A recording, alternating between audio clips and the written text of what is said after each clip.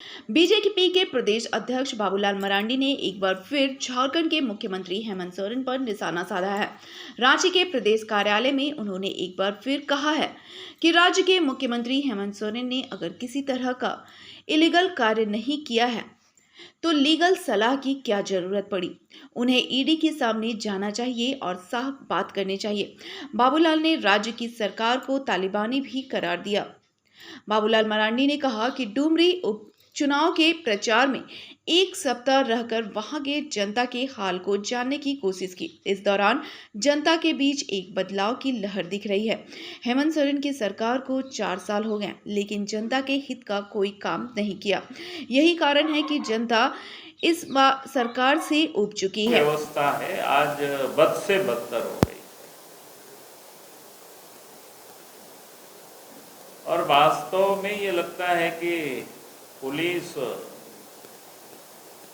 कानून व्यवस्था को ठीक रखने का जो उनका काम है उसको छोड़ करके बाकी सब कामों में वो लोग इन्वॉल्व है और जितने भी गड़बड़ काम हो रहा है झारखंड में उन सारे कामों में लोग इन्वॉल्व है कि आम लोग इस बात से अब परिचित हो चुके हैं, वाकिफ हो चुके हैं।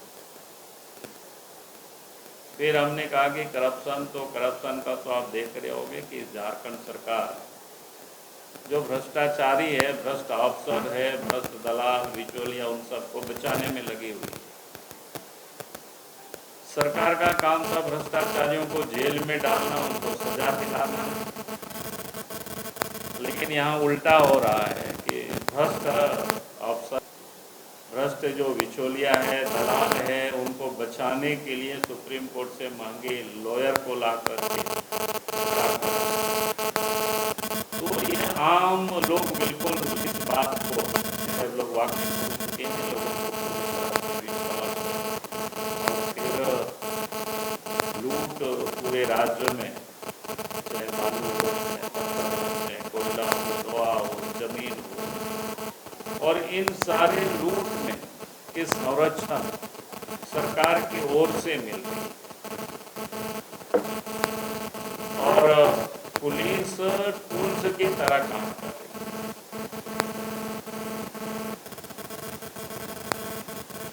और इन सारी चीजों को देखते हुए आज मैं कह सकता हूं कि डुमरी क्षेत्र की मतदाता ने पूरी तरह से मन बना चुका। क्या डुमरी में परिवर्तन होगा, नया सवेरा होगा। एनडीए गठबंधन के जो प्रत्याशी है आजसू और बीजेपी के यशोदा देवी जी वो चुनाव जीत रही है और भारी वोटों के अंतर से वो जीत रही है और इसको देख करके वो लोगों में बखलाहट है और बखलाहट का मैं आज हमें सवेरे सवेरे खबर मिली वहां से। एक तो गिरिडीह जिला में एक गांव पड़ता है डुमरी थाना में, जरीडीह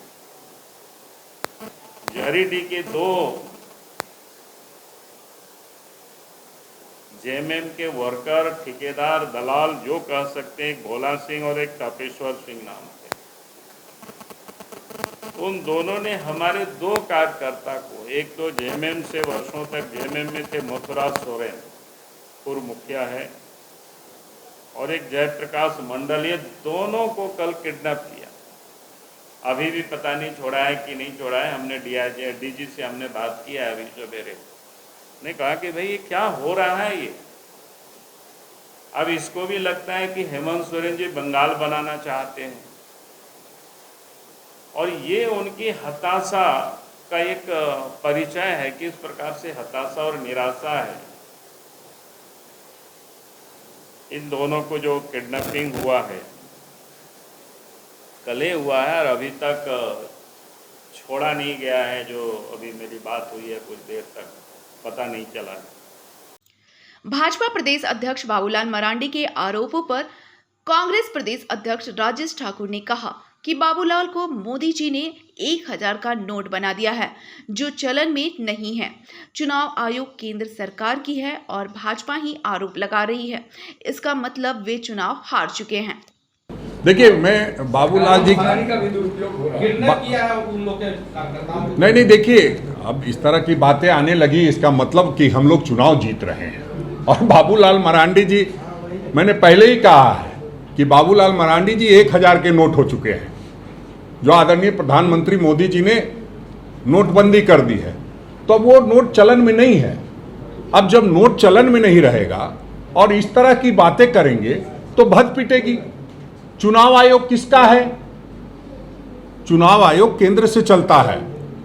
चुनाव आयोग एक स्वतंत्र संस्था है। अगर आप ये आरोप लगा रहे हैं तो आप चुनाव आयोग पर आरोप लगा रहे हैं और इसका मतलब है कि आप चुनाव हार चुके हैं। तो इस तरह की हल्की बातें बड़े नेता को नहीं करनी चाहिए। ब्यूरो रिपोर्ट, सबरंग समाचार।